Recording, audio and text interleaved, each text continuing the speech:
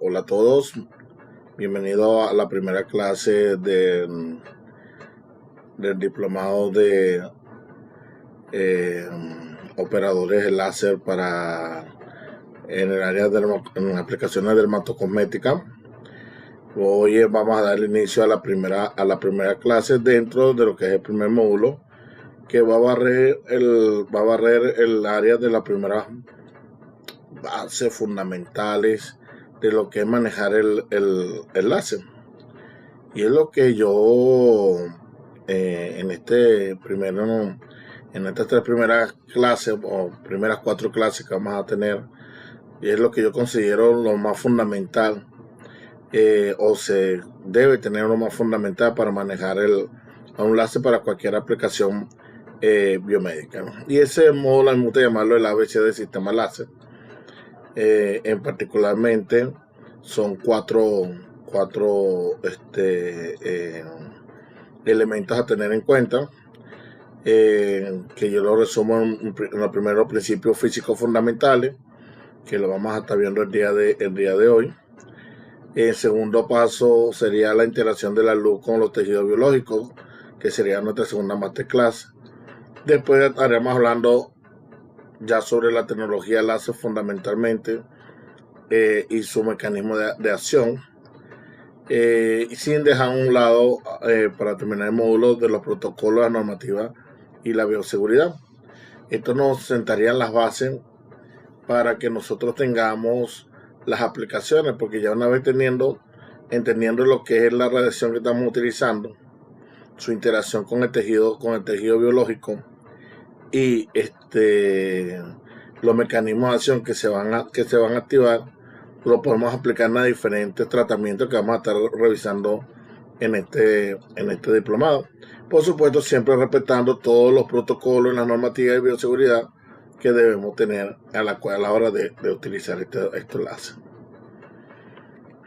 Entonces, como les decía, la masterclass del día de hoy vamos a estar hablando sobre los principios físicos fundamentales del láser. Lo primero que le tengo que mencionar es que estamos utilizando una radiación. Y una radiación es una energía que se propaga de un espacio a otro en forma de una onda, creando todo un campo de energía.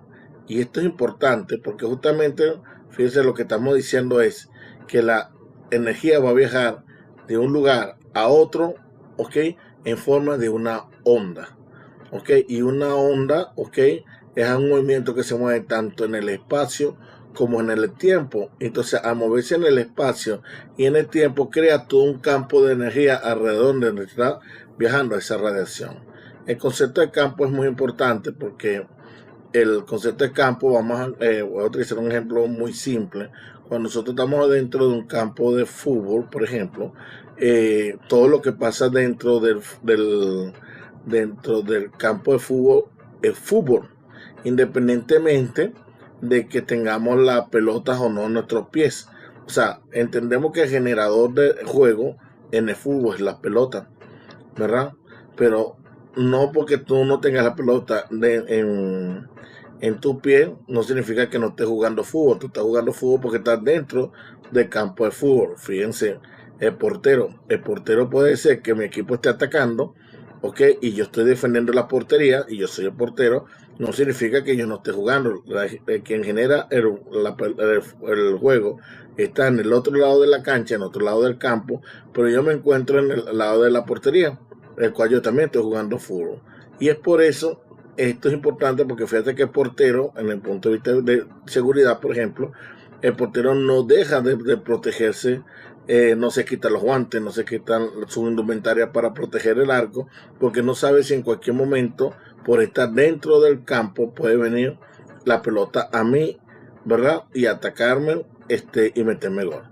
Por eso esto es importante, el concepto de campo, porque justamente nosotros vamos a estar trabajando con una energía, ¿verdad?, que se está propagando a través de una onda, creando un campo de energía, en este caso energía electromagnética.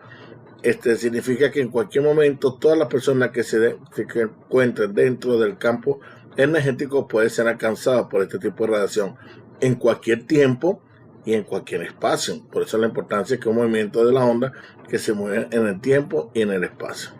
Entonces, esta onda en realidad son campos electromagnéticos y por eso se le va a llamar radiación electromagnética, que es una energía que se propaga en forma de ondas de campos electromagnéticos como tal. Entonces, una onda no es más una oscilación que se mueve en el espacio, ¿ok? Y una oscilación es un movimiento alrededor de un punto de equilibrio. Entonces, este movimiento alrededor de un punto de equilibrio, como que es un movimiento de van y ven alrededor de ese punto de equilibrio, y si ese punto de equilibrio no solamente se mantiene en el tiempo, sino que ese punto de equilibrio se mueve en el espacio, entonces estaremos en la presencia de una onda. Imagínense un péndulo que se encuentra vibrando, ¿ok? Y ese péndulo comienza a viajar en el espacio. Justamente eso es lo que tendríamos nosotros como una onda. Por supuesto, entonces aquí hay varios conceptos que tenemos que tener en cuenta. Por ejemplo, lo que es el periodo, que es el tiempo que se repite el movimiento, y la frecuencia, que es el número de repeticiones de movimiento en un cierto tiempo. Entonces, el periodo es el tiempo en que se repite el movimiento, el tiempo que tarda en repetir su movimiento completo, y la frecuencia es el número de repeticiones de movimiento en un cierto tiempo. Y cuando ese cierto tiempo es un segundo, a eso se le conoce como un hertz. El número de repeticiones que se van a dar dado en un cierto tiempo durante un segundo, eso es un hertz. Esto va a ser importante porque son parámetros que vamos justamente a manipular en nuestro láser, como va a ser la frecuencia, los hertz en nuestro láser. Adicionalmente, como le dije, las oscilaciones las ondas son oscilaciones que se mueven en el espacio, y así como cada cierto tiempo el movimiento se repite, también cada cierto espacio el movimiento se va a repetir. Ok, fíjense aquí en la figura como cada cierta distancia de movimiento de la onda se vuelve nuevamente a repetir, y esa distancia en que la onda se repite se conoce como longitud de onda. Vuelvo a leer el concepto que está ahí en el texto. Es la distancia en el espacio donde el movimiento se repite y viene medido en metros. ¿Ok? Entonces la longitud de onda viene siendo como el análogo al periodo en el espacio, así como el periodo es el tiempo en que el movimiento se repite, la longitud de onda es la distancia en que el movimiento se repite. Ambos son especies de periodo, un periodo temporal y el otro un periodo espacial. Entonces, esta distancia entre longitud, en que el movimiento se repite, o la longitud de onda, mejor dicho, ¿verdad?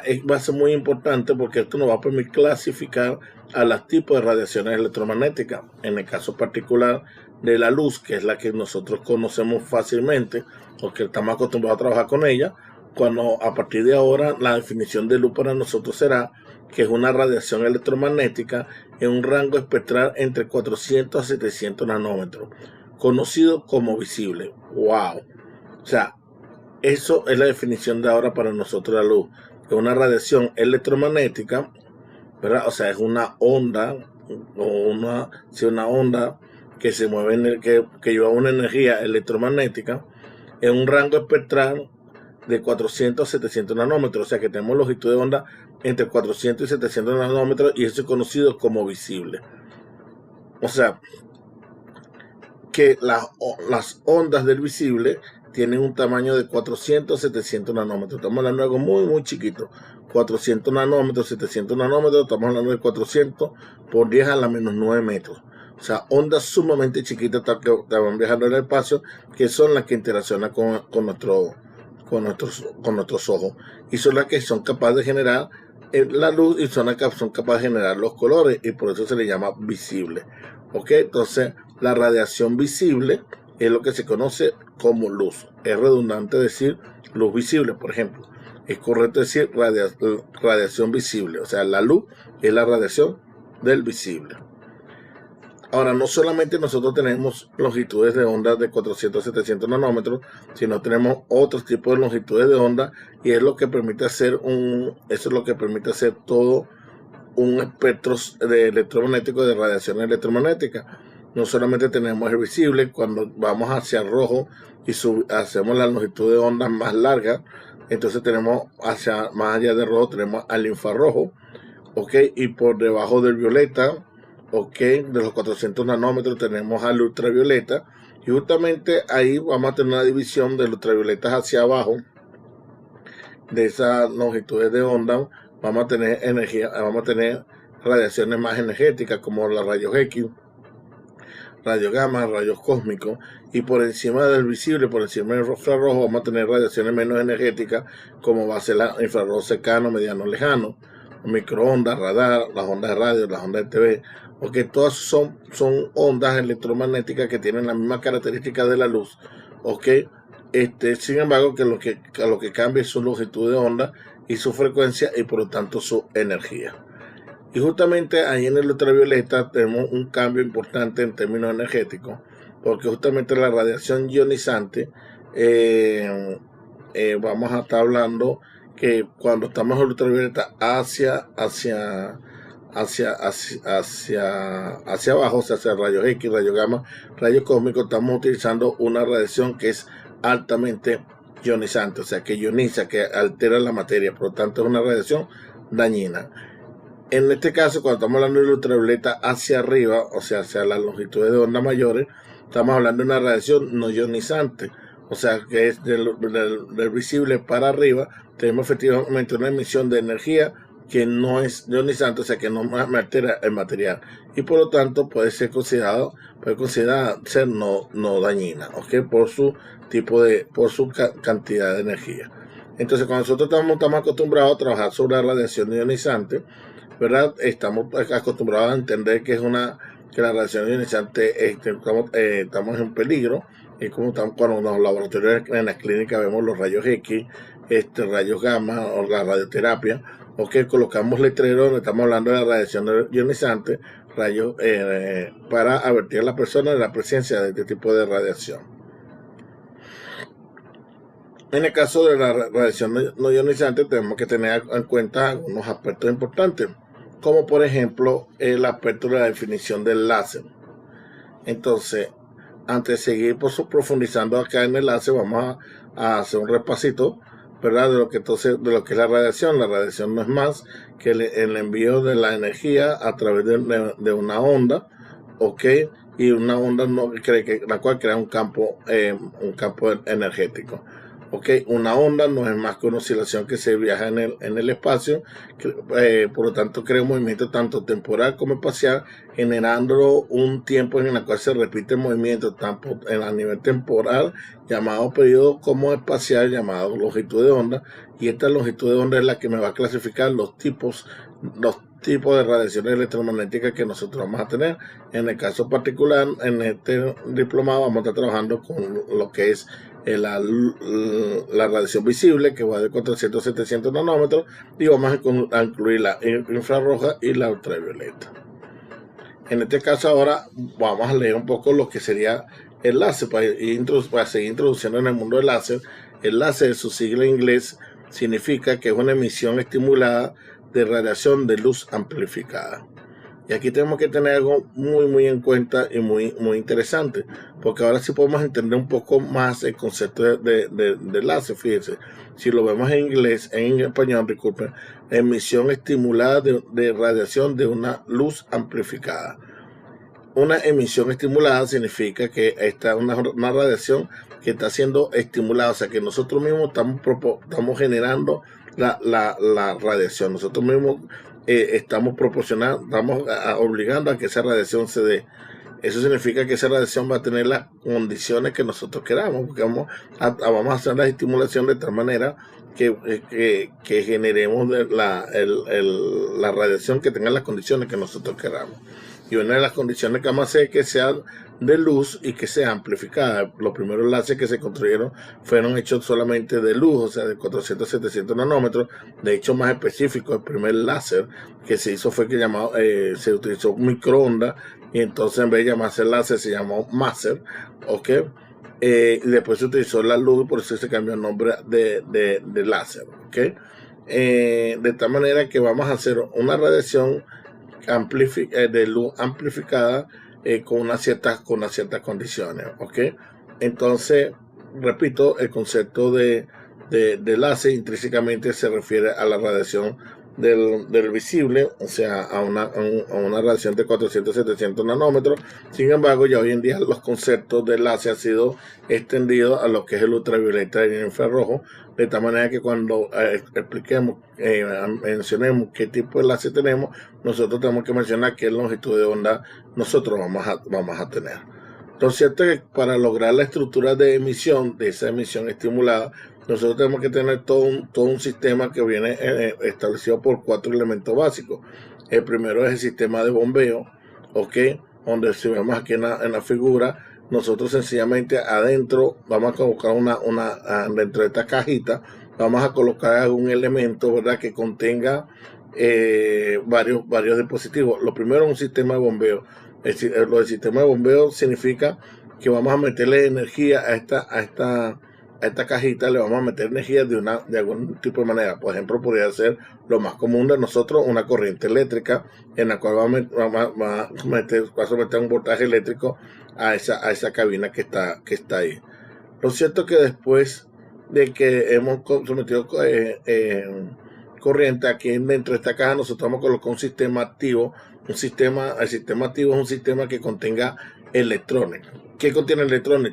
Muchas cosas tienen electrones. Ahí nosotros podemos colocar un gas, podemos colocar un líquido, podemos colocar algún tipo de material, que es el que va a contener los electrones que nosotros vamos a excitar con ese sistema de bombeo. Por eso que ustedes van a decir que cuando cae, ahí está el láser CO2, el láser de neón, el láser de argón, el láser diamante, de rubí. Cuando estamos hablando que ese láser de rubí, de diamante, que nosotros dentro de ese cajón tenemos un rubí, tenemos un diamante, tenemos un CO2, en la cual contiene material, y por supuesto ese material contiene electrones.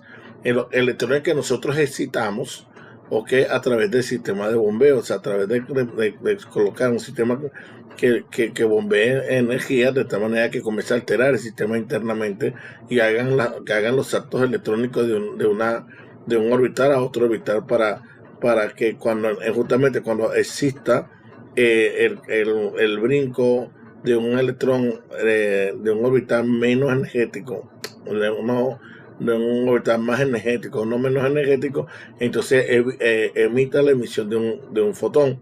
Y ese fotón es la rayita rojita que nosotros vemos ahí en forma de onda, que comienza a emitir el medio activo. Lo cierto es que cuando nosotros con el sistema de bombeo excitamos el material comienza a emitir fotones. Esos fotones nosotros no los dejamos salir de la cabina, lo colocamos en una especie de sistema de espejo en la cual haga que el fotón viaje de un lugar para otro, viaje de un lugar para otro,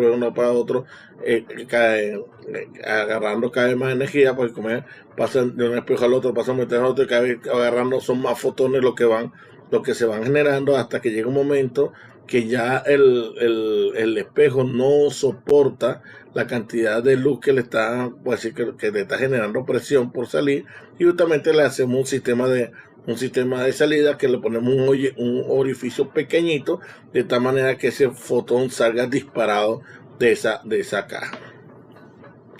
Esto nosotros a lo mejor lo hemos hecho en un pasado. Esto sería la estructura de un láser. A lo mejor lo hemos hecho en el pasado cuando usted agarraba la manguera de agua del jardín de su casa y le ponía el dedo a la manguera para que el agua no saliera. Entonces eso se iba reprimiendo el agua, entonces abríamos un huequito con el dedo y salía disparado el agua. Eso es justamente lo que hacemos acá. Esa sería una emisión de láser de agua. Nosotros aquí lo que saldría es un chorro, en aquel momento sale un chorro de luz, aquí chorro de agua, aquí lo que está saliendo un chorro de luz. Entonces, claro, como sale disparado, esa radiación tiene 3 características. Una que es monocromática, o sea, tiene un solo color, o ustedes una sola longitud de onda, porque los electrones para poder salir se tienen que ordenar y tienen que tener un solo paso, y por eso se logra que tengan una sola longitud de onda, sean coherentes, o sea, que siempre llevan la misma energía en diferentes tiempos, en diferentes espacios, y es colimado, o sea, que viaja en dirección correcta. Y estas 3 características son lo que hace que un láser sea láser. O sea, cuando nosotros tenemos una lámpara, cuando tenemos cuando tenemos una luz o una radiación que cumpla con estos tres parámetros de monocromaticidad, coherencia y colimado, entonces efectivamente estamos en presencia de un láser. La falta de alguno de ellos implica que no estaríamos en presencia de un láser. ¿Ok? De tal manera que ese láser debe viajar en esa línea recta y no debe diverger. Por supuesto, la condición del láser perfecto no existe. Así como la manguera llega un momento que ya el agua se comienza a dispersar. Aquí también la luz también llega un momento que la luz se comienza a dispersar y pierde sus condiciones de láser. Los láseres se diseñan para diferentes distancias de coherencia, eso se llama longitud de cintura. ¿Ok? Hay láser que tienen longitud de cintura de 3 kilómetros, 5 kilómetros. Y si el láser lo vas a utilizar en una mesa de pocos centímetros que tenga longitud de cintura larga, fuese como si fuera una longitud de cintura infinita. Por ejemplo, esto se utiliza mucho en los láser que son para señalar estrellas. O sea, que tú quieres que se utilicen los astrónomos para señalar estrellas, necesitan un láser que se vea bastante lejos, como si el láser llegara hasta el cielo. Para eso se utilizan ese tipo de láser, pero hay otro tipo de láser que, por ejemplo, que tú no quieres que la longitud de cintura sea tan larga. Por ejemplo, los láseres de pegación son láseres que se utilizan pegados a la piel. Tú no necesitas que ese láser tenga una longitud de cintura tan larga, pero sí que entregue la energía, que si la energía sea coherente y que sea colimada. O sea, o monocromática, sobre todo que la energía sea más monocromática y que sea coherente, no tanto los colimados. Entonces, ahí con eso se trabaja en función de la aplicación del láser que se tenga. Otro elemento importante también a tener en cuenta es que esta emisión esta radiación de láser es una emisión de tipo amplificada, y la amplitud desde el punto de vista de la física clásica se encuentra directamente relacionada con la energía de una onda. De hecho, la energía de una onda es proporcional a la amplitud al cuadrado de la onda, por lo cual si nosotros estamos generando una radiación estimulada de 2 amplificada, significa que es una luz que tiene es una radiación que tiene bastante energía. ¿Ok? Y a tener bastante energía significa que entonces tenemos que estar pendiente de ella, porque se está enviando bastante energía donde nosotros estamos concentrando esa radiación. Otro concepto importante a tener en cuenta es el concepto de potencia, que lo vamos a tomar más adelante, que la potencia es la energía necesaria para hacer un trabajo durante un cierto tiempo. Para nosotros va a ser importante porque sería la energía necesaria para hacer un tratamiento. O sea que los tratamientos aquí se hacen acumulando la energía durante un cierto tiempo para lograr ese tratamiento. Entonces nosotros tenemos que manejar muy bien los conceptos de potencia y de energía, porque a través del concepto de potencia y energía es que vamos a poder administrar y dosificar los tratamientos que vamos a estar utilizando. Ahora, al tener una radiación amplificada, como lo venimos diciendo ahorita, tenemos una onda energética y con una gran potencia. ¿Okay? Lo cual nosotros ahora, con el uso del láser, también tenemos que utilizar un letrero que se llama peligro radiación no ionizante, justamente porque si la radiación no ionizante era no peligrosa, justamente por su longitud de onda, que era la clasificación que le había puesto anteriormente, el hecho que lo hayamos hecho láser y lo hayamos hecho amplificada significa que ahora tenemos una energía suficiente como también para causar un daño. Y entonces también donde se encuentren los láseres, tenemos que utilizar por normativa venezolana, ¿ok? Este letrero de peligro de radiación no ionizante, pero bueno, más adelante veremos una clase en particular de esta normativa para que la tengamos en cuenta, pero sí es importante saber que si existe una normativa venezolana que maneja los peligros de la radiación no ionizante, como en el caso del láser, desactualizada, pero existe y tenemos que conocerla, ¿ok? Y que efectivamente cuando nosotros estamos en presencia de un láser tenemos que tener cuidado, porque efectivamente su alta energía nos puede dañar parte de la piel, parte del ojo como tal, debido a su tipo de interacciones que estaremos viendo en las próximas clases. Ya a partir de hasta aquí sería lo que serían los conceptos de radiación. Ya lo que vendría en la siguiente masterclass sería justamente ahora esa interacción de la radiación con el tejido hidráulico. ¿Qué pasa cuando la radiación entra en contacto con el tejido biológico y van a pasar fenómenos macroscópicos como la reflexión y la transmisión y procesos microscópicos como la absorción de esparcimiento. Por esto ya materia de la próxima semana del día lunes. Bueno, muchachos, con esto vamos finalizado la clase del día de hoy, donde hemos revisado los conceptos de radiación electromagnética.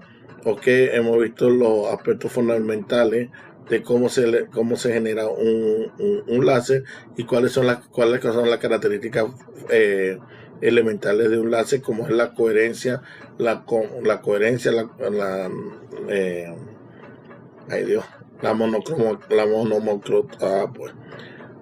monocromático del láser, o sea que tiene una sola longitud de onda, los no divergentes y la coherencia tanto espacial como temporal, o sea que entrega la misma energía siempre en el mismo tiempo y en el mismo espacio, que lo hace fundamental para las aplicaciones desde el punto de vista de la ciencia biomédica como tal. Ok, entonces hasta aquí la clase del día de hoy y nos vemos en la próxima actividad.